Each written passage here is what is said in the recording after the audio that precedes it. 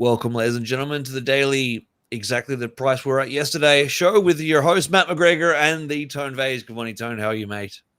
Morning. I'm doing well. Still here in Panama. We'll be here probably for a few more weeks. And yeah, let's jump right into the charts. The price does not seem to be moving. Let me make sure we are live. The thing No, didn't we, flip we, automatically. Yep, we are. we are. I just looking at my eyes in this show, they look so red.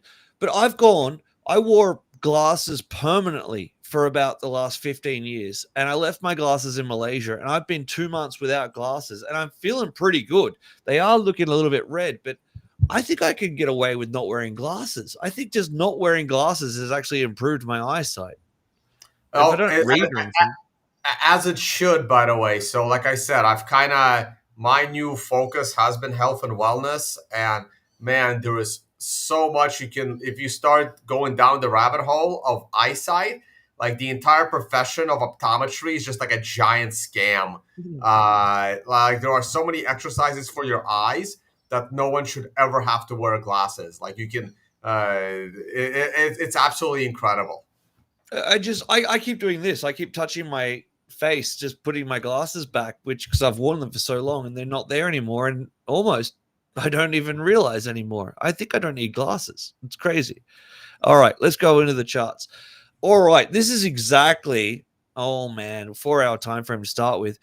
2 days ago when we came up and touched the 200 simple moving average in the 30 and got rejected. This was what I was worried about. And last night when we did the show, we were back down in that zone of putting a double bottom. I was very concerned. And the price did actually drop down later in the night or in the day for you.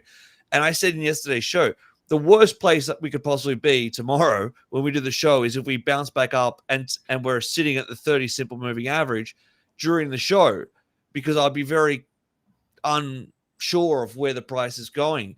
But this is a perfect setup for me for the downside. At least I kind of have a better understanding with the price to drop, come back to the 30 simple, drop back down to the equal point of where it was in the lowest point, which it did, and then come back up and retouch the 30 and roll over. I do not like the price right now. I honestly think that there's a very, very simple short on the table here. If we lose this spot here, I just think that at this spot is like at 110. I think we lose 110 and there's absolutely downside on the table. That's an easy trade. I'm going to leave this line in for tomorrow's show, the Friday show. It would be very, very, very, very surprising to me if we just come back down, touch that line at 110, recover, and then tomorrow's show we're above the 200 simple moving average at 116 and we're looking really strong again. I think this price is going to collapse. I don't like it at all. The daily time frame, it's the same jazz. We came up and we retouched on the 30 simple on the daily as well, and we folded back down. That's a textbook, dead cat bounce. Don't like it. Don't want to see tomorrow's candle open below that. We could probably, I don't know which one's better, the 4 hour or the daily, but either way, we'll just leave that there for now. I do not want to see this tomorrow's candle open above that point, which is now at 111. Bad, man, bad. As I said in yesterday's show, we'll talk about what to do in lower time frames. There still is, somewhat of this. Sorry, 1 second. That's the wrong. There is still. Which one's the best one to use? Trend line here. You can sort of make the case. Sorry, guys. It's like for one of these type or lower bottom, a higher high kind of situations. Maybe in its essence, perhaps it's not the way I like to see it. It's not. It's so close that it just looks like a triple bottom with the bottom about to fall out. I think that we've got lower prices on the cards, guys. I just don't see it. I don't see it until it's proven me otherwise. Weekly time frame, we're just blowing through it now because Tone's got a show to do. I think at least the 30 simple moving average at 107 is going to be retested. But as I mentioned, in yesterday's show earlier this week, we lose that 50 simple moving average, and that's just a bear market for me. Look at this. 1, 2, 3, maybe we get a fourth touch of this 50 simple moving average. This is like the definition of a bear market for me if we lose that 50, because look what it looks like when we lose the 50. We lose it here, we use it as a support, and like this is a really long time to be below the 50 simple. We didn't break it. How many weeks is that? This is not the kind of show I want to be doing these kind of long measurements for, because we lost it and we didn't regain it for 62 weeks. You know, we don't want to lose. That's a bear market. That's the definition of a bear market. We've had a sensational run. The 50s kept us up there, but we lose a 50, and who the hell knows what's going to happen at that point. Coming back to you in the studio now, Tone. Give me something, mate. Tell me I'm way off base and I'm being too hyperbolic. And before you do that, please like and subscribe, share it with your friends, because if we do lose that 50, Tone and I will be there for you day in, day out, telling you when there's a good buy the dip. And the Discord group, everything's there set up for you to be in a like-minded community. But Tone, are we fucked, mate? Not yet? All right, let me jump on screen share here. So the situation is interesting. Let me flip this to a 2-month chart. When this candle went to a green star, I actually published in Bitcoin Magazine. They asked me to publish like a TA thing. I went back to it early. Oh, that's not the TA document. I have it in a different thing, but it's... Anyway, it doesn't matter. I'll just tell you guys. When this candle went to a green star, I wrote that I am bullish and my target was over 100,000. So we reached that target, and now we're reaching the MRI top warning candle. So we do have till the end of the year to kind of get up there. My target remains 142. I think we have a chance at reaching that. And I'm getting off on a little tangent here. So this is just a top warning, but this is a 4-month top warning. Maybe even it'll go into next year. So we still have lots and lots of time. The monthly chart remains bullish. Now this month is about to come to an end. Next month will have to give us a new monthly closing high in order to maintain the MRI count into a monthly MRI top.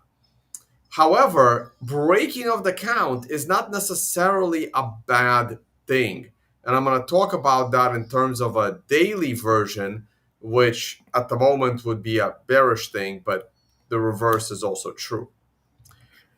The weekly chart is on a red count, but there is no red star candle. Now, the red star candle will show up next candle if next candle is going to trade lower than current candle. Now, here comes a little bit of pessimism. So yesterday, I called the price absolutely perfect. Remember, I said, hey, when the market opens, I think we're going to rally to the upside, and we're going to swing up a little bit when we rally to the upside after the open. That's what happened. What I didn't really factor in, and I see it now, may want to mute Matt. Cool. But yeah, nice of you to play with the baby. Shouldn't the baby be sleeping? Isn't it like 1 o'clock in the morning? All right, that's a very non-parent thing to say. Yeah, that is a very non-parent answer. And so I kind of called this rally in yesterday's candle. Unfortunately, this rally broke the MRI count to the downside. So what I wanted to see today was going to be a red candle number 7. And what I was going to say right now was, hey, we're only 2 days away from an MRI buy, and it would be awesome if we drop down to the 200-day moving average and we get a price of about 107, 108 on an MRI buy this weekend or on Friday, whenever it's supposed to show up. But if that happens now, we would get a daily red star candle telling us that there's going to be more significant upside in the daily MRI. So I no longer have a daily MRI buy opportunity coming into the end of the week, which is what I kind of wanted. So I got the rally yesterday, but it kind of screwed up my buy the dip ability. Now, again, this yesterday's candle, you can see how, well, this candle actually still had a red tone base volume. I'm surprised. I would have actually expected it to have a green tone base volume. It would have been close. This was almost green. I think if it closed like maybe $20, $30 higher, this would have been green. But look at the CMF. I just noticed that. The CMF is looking really good. So under the hood, even though, the price has been crashing, the under the hood situation has actually been going very, very strong since the end of September. So from back here at the end of September, we have been rallying on a CMF, which is great. And EXA is over almost at the bottom here, and I think it should be getting ready to turn real soon as well. Now the MACD is of course dropping, but that can easily reverse, and the RSI still has room to the downside, so these aren't great, but those could be lagging a little bit. Now the price action, as Matt said, looks very, very concerning. And this is a really weird candle, and I'll explain why in a minute. On a short-term chart, everything is about to break down. But here's the good news, Matt. When I opened the S&P 500, you can see that this was the Trump tweet on Friday that crashed the stock market, which also crashed the Bitcoin price. And you can see that Bitcoin made a new all-time high a few days before that. Just like the stock market made a new all-time high literally the day before that. So even though I was complaining how Bitcoin is not performing for 2 months, while the stock market is making new high after new high after new high on a daily basis, Bitcoin caught up real quick. And for 2 days in a row, Bitcoin and the stock market made new all-time highs before this situation happened. And then Bitcoin traded over the weekend, which the stock market did not. Here is Monday, October 13th. You see this recovery from the crash on the stock market. Here is Monday, September 13th. Sorry, that's Sunday the 12th. My bad. So Bitcoin did its move, on Sunday. The stock market didn't open until Monday morning. So you see this gap. Bitcoin did it continuously. Here is the Bitcoin October 13th candle. This candle is the equivalent to this green candle, but Bitcoin already made its move. Then the stock market had a consolidated day yesterday on Tuesday, and here is Bitcoin. But look at it today. We have complete opposites. We have a rally in the stock market and a drop in the price of Bitcoin. And right now, stock market is, as bad as it looks, we're pretty damn close to the all-time high again on the stock market. And Trump is going to, like I said before, Trump is going to have to, eat it on the China sanctions, because there ain't shit Trump can do about China's rare earth minerals. And the stock market is literally 1% away from an all-time high. So this is really, really interesting, man. Do you think that I agree with you, man? Like, it's if you look at Bitcoin in a vacuum, just the pure TA doesn't look good, right? And I think you'd agree with that. But if I do believe in the correlation between the S&P 500 and Bitcoin, and as do you think that if we just raise another 1%, we're near knocking on the door of all-time highs of the S&P 500? Is that enough to pull Bitcoin out of what looks like a bad situation TA-wise? I do. I think there's a great case for that, yes. I absolutely do.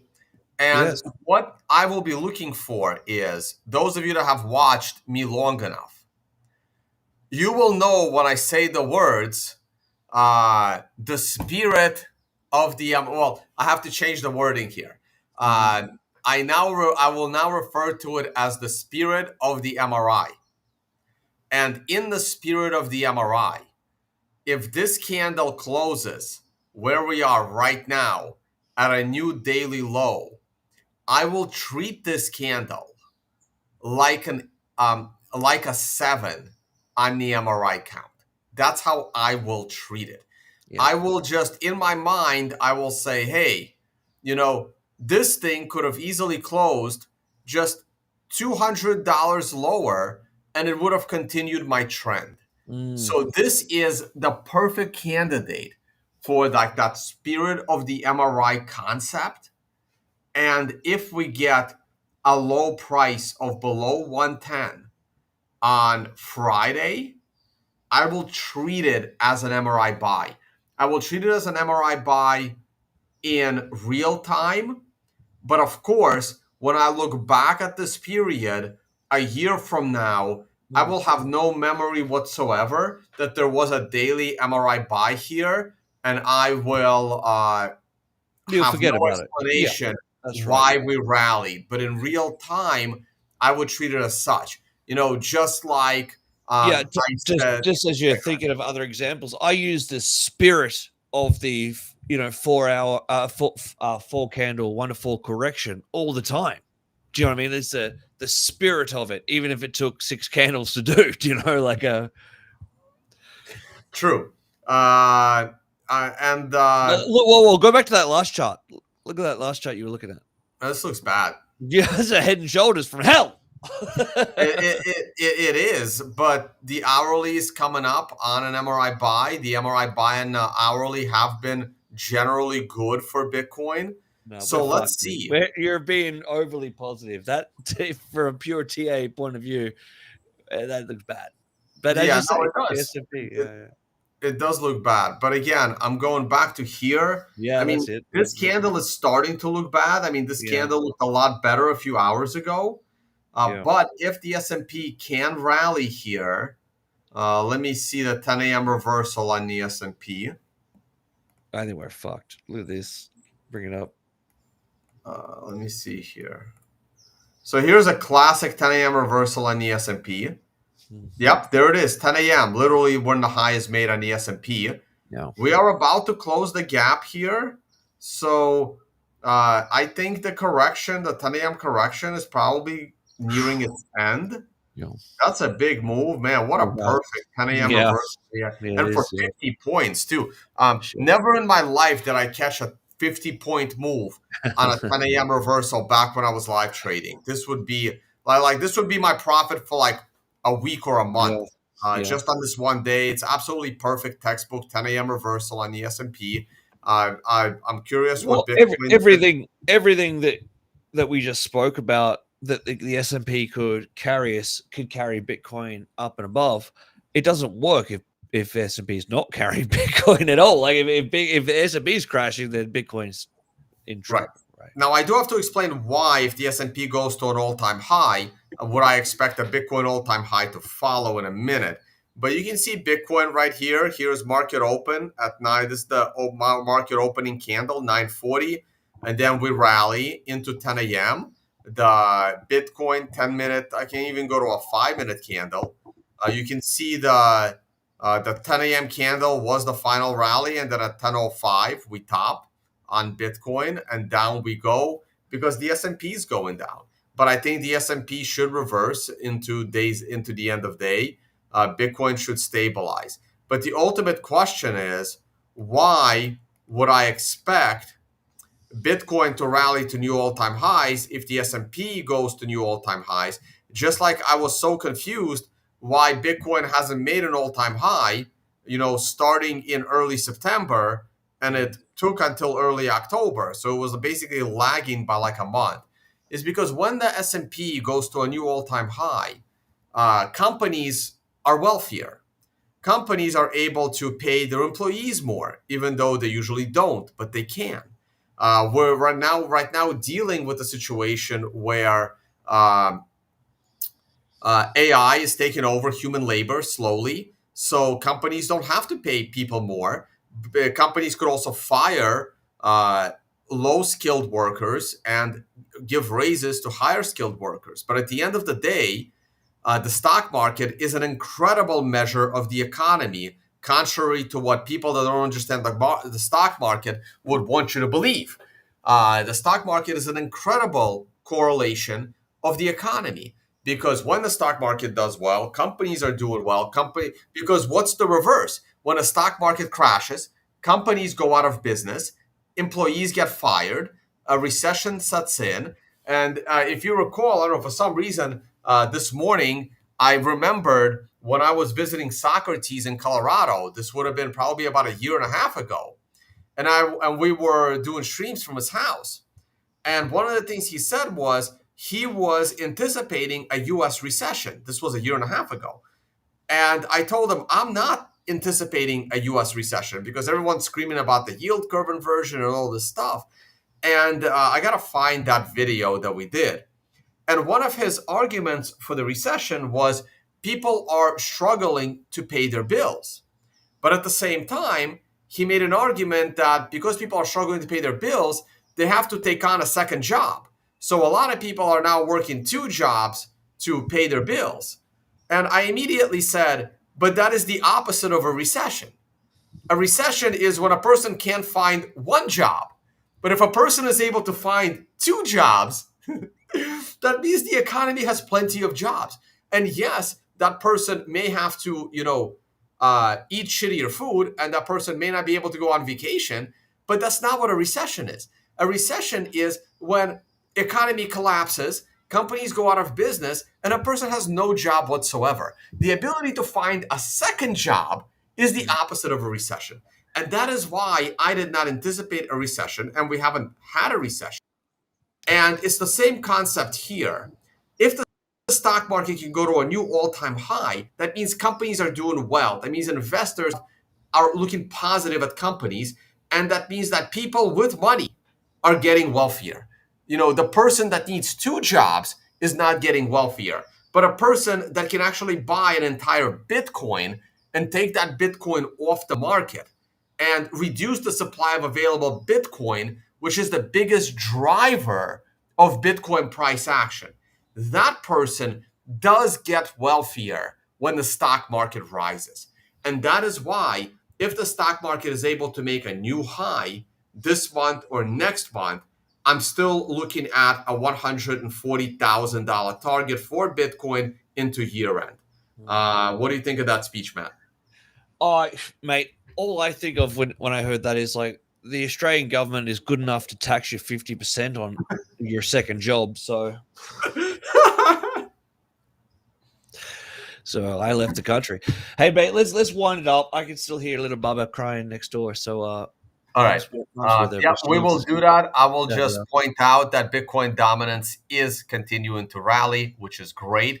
Gold and silver have recovered, but I still anticipate this bubble to pop to the downside. And I expect the gold-silver ratio to reverse as well. Silver will crash way faster than gold will. And I expect this arrow to go up. I already discussed the S&P 500. And here it is. Here is that 10-minute chart. Here is the reversal. This is where I would be exiting my massive profits on the 10 a.m. reversal to the downside. Let's just have a look at Bitcoin on a 10-minute time frame. Have we broken that?